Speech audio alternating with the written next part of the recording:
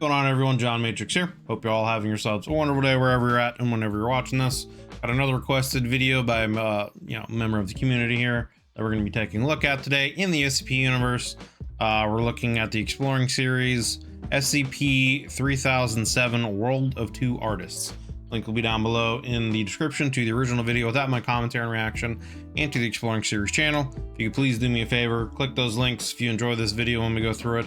Go over there and give the video a like, and if you enjoy the exploring series content and are not already subscribed to him, please do me the favor of going over there and giving the man a sub. He definitely deserves it. He makes a lot of wonderful content for the exploring or for the SCP universe, as well as others.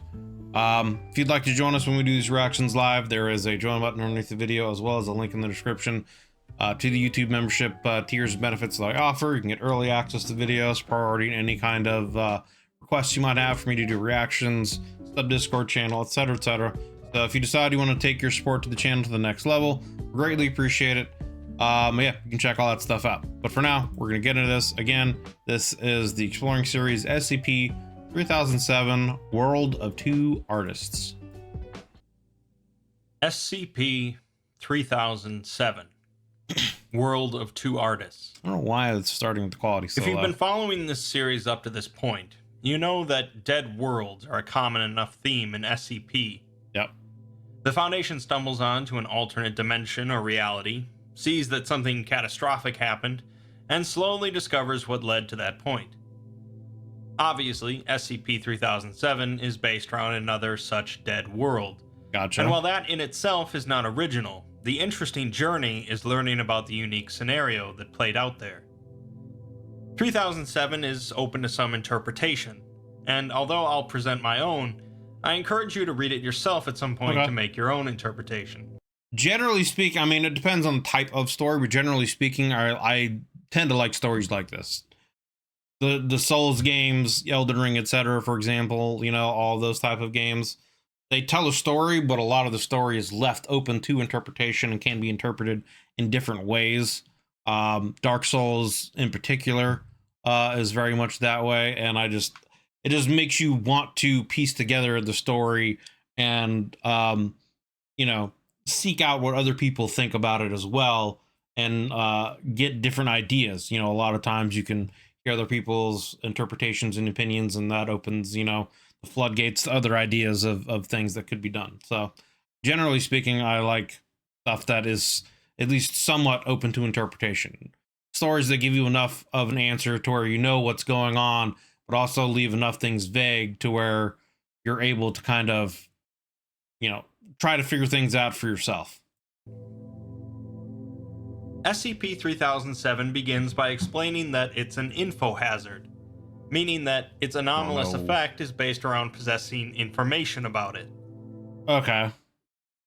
I think I may have gotten into one or two types of SCPs like this before, but I've never heard, I don't think I've heard of the actual term info hazard yet. It's obviously cognito hazard, so I would assume it's something along the same lines, but it's different in the fact that it's based on knowledge of it, not just like seeing it.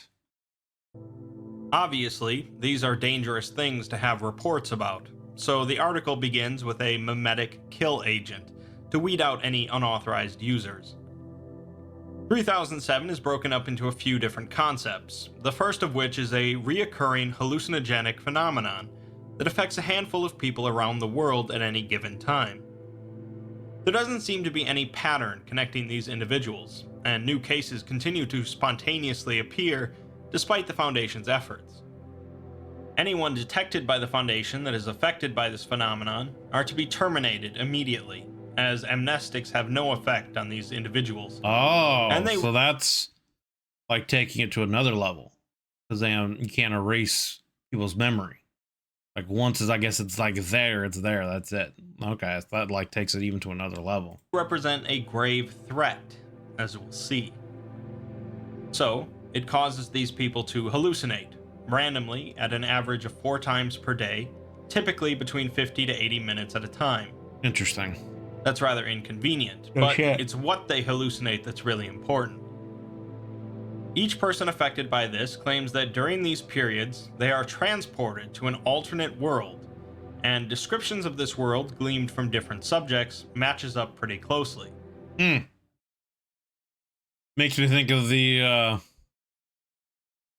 SCP where the guy jumps between the reality jumper one. I can't remember the number or the specific title of it, but we're like every so often, it's over a certain period of time or whatever, this guy will just jump to a different reality, you know, for an extended period of time and then come back, and then it doesn't happen for like a month or two or something like that, and then he ends up getting jumped away to another reality. Like, that'd be a shitty existence, and then this is sounding not much better.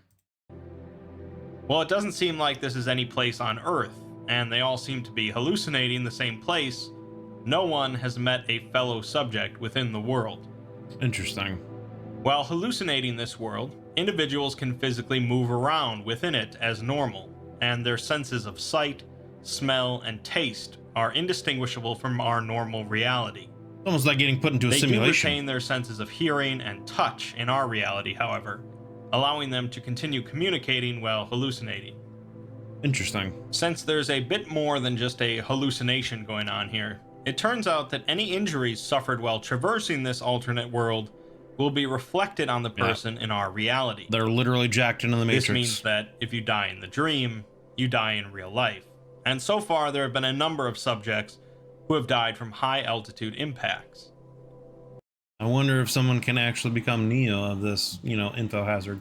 Additionally, any sounds originating from this alternate world can be heard within a couple meters of an affected individual, lending further credence to its actual existence. The first interview log comes from a 68-year-old South Korean female, who is the first recorded subject to be affected by SCP-3007. Oh. This is an actual art piece from what the world itself is supposed to look like. It honestly looks terrifying already. Just this kind of... It looks honestly kind of Dark Souls, just this like weird gray structure going into this void. The woman explains that at first, her visions of this place were blurry, like a dream, and all she could tell was that she was seeing the same place each time. Now she can see it in perfect clarity, and in her most recent hallucination, she was standing on some type of narrow suspension bridge. She could tell it was daytime, but the sunlight seemed as if it was obscured by smoke, and there was a horrible stench in the air, like garbage and rotting meat. Nice. Her memories of this vision are quite vivid, as she gags just from recalling the smell. All around her were the ruins of something akin to a city, but the buildings were more like giant trees than skyscrapers. From where she was, she had to crane her neck to see the tops of the ones still standing, but most of them had fallen or been reduced to rubble.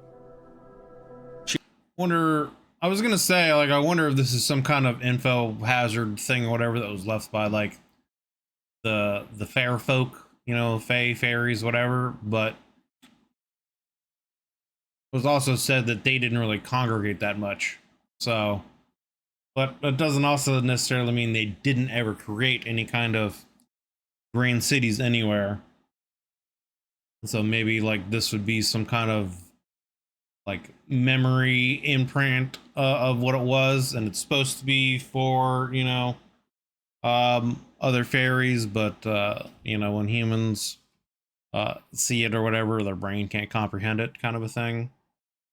She went to the edge of the bridge and looked down, but the ground was out of view, as if the city just continued downwards into darkness.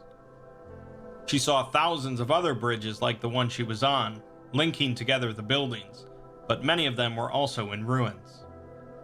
Every structure she saw was made of a smooth, metallic material, white as bone. She didn't see anything alive, animal or plant, the entire city dead and barren. In the distance, however, she spotted a tall black pillar, thicker than any of the other buildings, and she began walking towards it. The woman begins to cry as she recounts her walk and how she came across a number of scattered corpses. The bodies seem dried up and old, and she thinks they might have been people, but their bodies were twisted and wrong. I wonder if it's people that get stuck in this hallucination or die in this hallucination or whatever. It almost seems like it is kind of supposed to be a simulation of something, another world or whatever, and you just enter it through these hallucinations. She saw one man's corpse whose bones bulged out in parts and erupted out of his skin. There was a child's corpse next to him, its head melted like wax. Some of the corpses were joined together and pressed into cubes. The interview concludes at this point as the woman continues to ramble into hysteria. The tall black pillar is seen consistently by every subject affected by 3007, always visible from when they first start their hallucination. It sounds very much like place in the hells and Dungeons and Dragons, the Tower of Dis, I think, something like that. The leading researcher for 3007 believed it to be especially significant, and so encouraged subjects to go to it and explore it. That Most sounds subjects not a were good not idea. very cooperative, Yeah. but a 23-year-old male with an I don't know about you, but a giant black spire that is always visible, no matter where I look, would be creepy, and I would not be inspired to want to go visit it. exceptional memory volunteered to check it out so as to help understand and treat his condition. His vision starts with him being about an hour walk away from the pillar, commenting while walking. The buildings in the ruined city are kilometers high, made of metal, and crisscrossed with countless bridges. He accidentally steps on a corpse's leg, and also notes the horrific smell. He says that based on the smell, there are likely a lot more corpses in each of the buildings, Yummy. so he prefers to stay outside. He soon comes across a crashed fighter jet with 6 wings, a corpse in the cockpit split down the middle. No one else has seen aircrafts, which increase in number as he moves closer to the pillar. The smell also grows stronger. Finally, he reaches the base of the pillar, seeing that it's a cylinder, perhaps more than 40 meters thick. Whenever he uses this artwork in his videos, I always wonder, well, what the hell is this building? You know, like, why was the center area cut open? Like it looks like it's almost supposed to be a launch pad for a rocket, but like, why would you make it a skyscraper? Like, I don't know. Anyway. There are some colorful, decorative patches on it, along with some stairs leading to the top wrapped around it. The smell is nearly overwhelming at this point, as the subject sees a massive pile of countless corpses squished together around the bottom of the pillar. The doctor urges Something must have moved them there, right? him to go to the stairs, but the man refuses to go through the corpses to get to them. Yeah, nah. After some convincing, he finally agrees and squishes his way across the pile. That's fucking nah, dude. He is eager now to climb the stairs and get away from the bodies, but notes that the people seemed like they were climbing over each other to get to the pillar before dying. A number of their faces are all staring upwards towards the top of the pillar.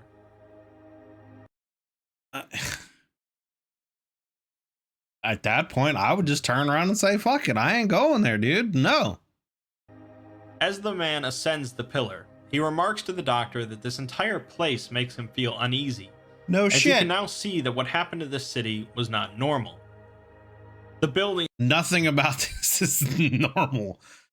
You're in some weird place where the buildings are kind of more like trees than actual buildings, and you smell rotting flesh, and there's a giant black spire that's always visible somewhere. Nah. No, this is not fine. buildings weren't just blown up or reduced to rubble, but it looks like they were reformed and squashed, like a kid playing with clay or wires. According to him, whatever happened here, it didn't just destroy, it played with this place, including the people. He comes across a large mural painted onto the side of the pillar That's a near the terrible thought. staircase, and can see a few more, as if the pillar was designed to show the paintings off. The paintings seem to show off a story, which I'll get to in a minute. Can't stop yawning. Thanks to the exceptional memory of the subject, he memorizes the various paintings and draws them after returning from the hallucination. He continues to climb the staircase, and instead of getting away from the stench, it is actually growing stronger. At the top of the pillar, the man screams out and throws up, claiming to see a massive dried corpse with a face 10 times larger than normal, covered in arms and missing large chunks. There's also a final painting on top of the pillar. His hallucination ends at this point, and he recreates the paintings he saw. Apologies to those listening to the audio-only version of this episode, but this section might not come across the same without seeing the paintings. This is the section of SCP-3007 that is open to interpretation. Since you have the same information that I do at this point and can see the images yourself, you can decide for yourself what happened here, but I'll give it a shot. There is a planet depicted, with presumably a smaller moon near it, which is likely the planet that these subjects have been hallucinating. We see the 6-winged aircrafts that the man saw crashed near the pillar, and then a few humanoid individuals clothed in white and drawn with red skin. We then see a number of these red individuals, clearly happy, playing with butterflies, a cat, a camera, and a sword. Below them, a blue individual looking up and seemingly extending part of itself upwards. In the background, these parts of the blue individual coalesce into white gears. The objects that the red individuals are holding are also blue. Is this supposed to be another kind of like Meccan and Yaldabaoth kind of thing here? The people in red are, you know, the people that Yaldabaoth had created. The blue are the Meccans. And at one point in time, there was some kind of peace between them or something like that on this planet. Like, is this like planet reality the origin of where their fight happened or something? I don't know. Signifying that they are connected to the blue entity. It's possible that the blue entity is some sort of deity that gifted the people of this planet with technology, or knowledge of technology. The 3 in white are perhaps the rulers of this civilization. Yeah, they seem like some kind of spiritual beings, rulers, or whatever. Demigods. In the second painting, we see a cloud of red erupting out of a cracked planet, overtaking 2 of the 6-winged planes, which now appear frayed. On the cracked planet, with the peaceful world in the background, we see individuals have landed on the surface, but one seems to be crying or in pain. Huh.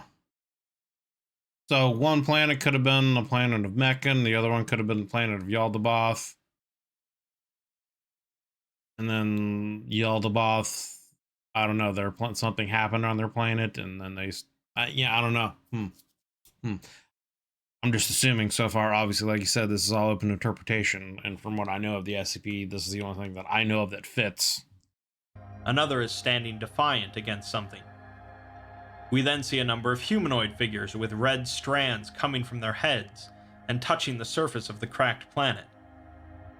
Whatever affected the peaceful planet came from their people exploring this other nearby planet. The next painting shows the once peaceful planet, which before was blue, now fully red and torn apart. The infection that they encountered on the other planet and presumably unleashed had made it back to their home. Right. The people are in agony, crying, which could be 610. Out in pain. Red, which kind of goes along with that. Grotesque monsters vomit out more of the red substance. Yeah. And the blue entity comforts and seems to be crying onto one of the white-robed individuals, who is also infected. A line of people approach the blue entity, who is beginning to be covered in the red substance. A light, almost like a sunset, slowly fades out until there is only the blue entity surrounded by red. The blue entity is much smaller now, surrounded by red and black. It is being pulled towards a red triangle, and below it, red strands leading into red individuals. The final painting, the one that was at the top of the pillar underneath the massive corpse, shows a red wisp landing on a blue and green planet. Like Earth. That sure looks like Earth. Yeah.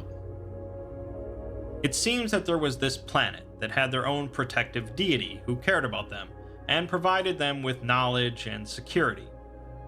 All was well until the people of that planet eventually traveled to another nearby planet and uncovered something very bad. This infection made its way back to the home planet and tore it apart, although So yeah, it almost kind of seems like an origin story potentially for the war between Meccan and Yaldabaoth, and 610 originated on this other planet. You know, these people that had this technology eventually advanced to have space travel. They went and explored this other planet. They got infected by 610, brought it back to their planet, unknowing or perhaps coerced into doing so by it. It spread, destroyed their planet, and then somehow what was left made it to Earth. And, you know, then everything happened from there. what exactly it was is ultimately left to our imagination. The blue deity tried to stop it and save the people, and it's possible that it saved some, somehow, but ultimately the planet was left very dead. Further bewildering, the last surviving people that managed to draw the paintings on the pillar knew about our planet, and signaled that this infection had made its way to us. There's a lot of questions left that I really don't have an answer for. At the start, the article informed us that SCP-3007 was an info hazard, and that merely knowing about it was the problem. Presumably, knowledge of this infection was what destroyed the other planet, and that the reason these people in our world are spontaneously having these visions is because of this infection reaching our planet. But why us? Did the other people have visions of some other dead world? How did they know that our world had been infected? Will the fact that we have an SCP Foundation mean that it will be much harder for this infection to spread across our planet? It's perfectly possible that the dreams are actually being caused by whatever is responsible for the infection. Huh. I mean,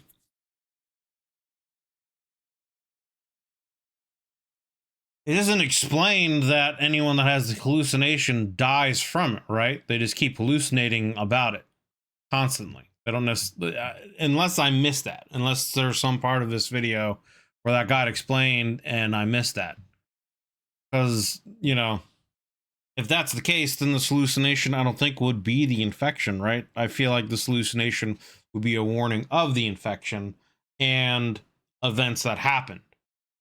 You know, kind of like almost like a time capsule for the mind. So you could actually see what the world was like and what was left from it. As a means of spreading information about itself.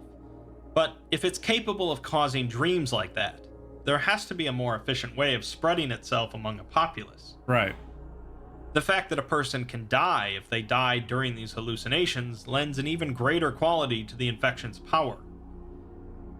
Ultimately, like I said, you'll have to make up your own mind about what exactly is going on here, and what will happen in the future with 3007. I think it's very likely, though, that the infection is being caused by a sapient entity, possibly a deity itself. Refer back to the title of this SCP, World of Two Artists. Perhaps both the blue deity and the red deity see themselves as artists of creation. I mean, again, that would still make sense to Yaldabaoth and Meccan. They're both deities that created kind of opposing, I don't know if necessarily opposing, but opposing kind of civilizations, in that, you know, one was about feralness and beasts and primalness, and then the other was about enlightenment through technology. I don't know.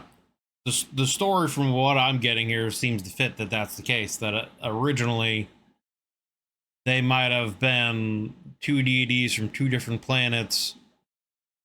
The Meccans eventually advanced to the point that they had space travel. They, and it might not be actual like Meccan and Yaldabaoth. They could be like children of Meccan or children of Yaldabaoth, like, you know, demigods of them that are on different worlds.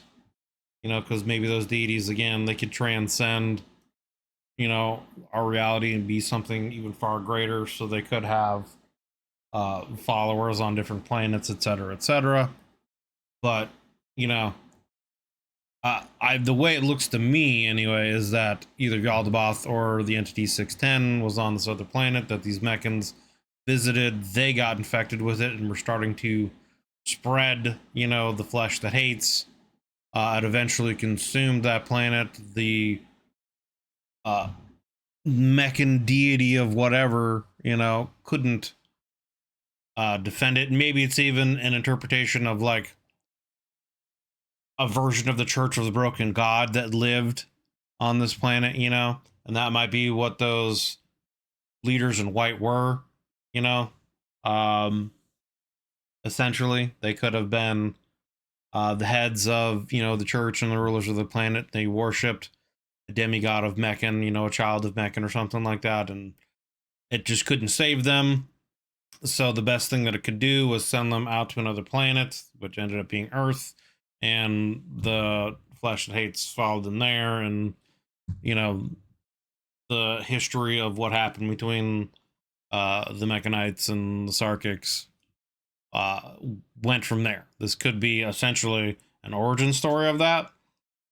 That's what I'm getting from it anyway, just because I don't know of anything else that it could be. That's what it sounds like to me. So, but one was significantly more powerful and more twisted. SCP-3007 is definitely not your standard Dead World scenario, and the addition of the really impressive paintings lend it a hauntingly beautiful quality, not often seen among SCPs. We're getting a quote or no quote? We're getting a quote. All individuals confirmed as SCP-3007-2 are to be terminated immediately. Affected civilians who have acquired knowledge of SCP-3007-3 are to be administered Class A amnestics. Personnel demonstrating reluctance or non-cooperation in the enactment of the above procedures are to be amnestized, and transferred immediately, as containment breach of SCP-3007 will likely result in an XK class end of the world scenario. All right, well, there you have it. That was the Exploring Series SCP-3007 World of Two Artists.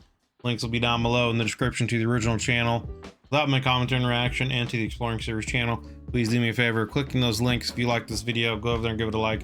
If you're not already subbed to the Exploring Series, please do me a favor of going over there and giving the man a sub. He makes a lot of wonderful content for the SCP universe as well as others. I pretty much already gave my thoughts, you know, at the end there about what I think it is and what the interpretation could be. I would like to hear what you guys think it is and what it could be, because I am still obviously, you know, learning more and more about the SCP universe. This very well could just be something similar to, you know, the Mechanites and Starkicks, etc., and it might just be something completely different. And being that that's all I really know about, you know, that's where my interpretation is coming from. So let me know, you know, what you guys think. Am I right? Am I wrong? What do you guys think it's about, etc., you know, down in the comments. But that's gonna do it for this video, guys. Really appreciate you coming in, hanging out, watching the video. There is a join button underneath the video, as well as a link in the description to the YouTube membership benefits and tiers that I offer. Take a look at it. If you decide you want to take your support for the channel to the next level, you can get early access to videos, you can get priority in any kind of requests you might have for me to do any kind of reactions. There is a sub Discord channel. We have a Discord that's open to anyone. If you just want to join it, you're welcome to. But there's also some specific channels for subs. So take a look at that. See if any of that interests you. But yeah, really appreciate you guys watching the video. Hope you liked it. Hope you enjoyed it. And we'll see you guys on the next one. Hope you're having a wonderful day.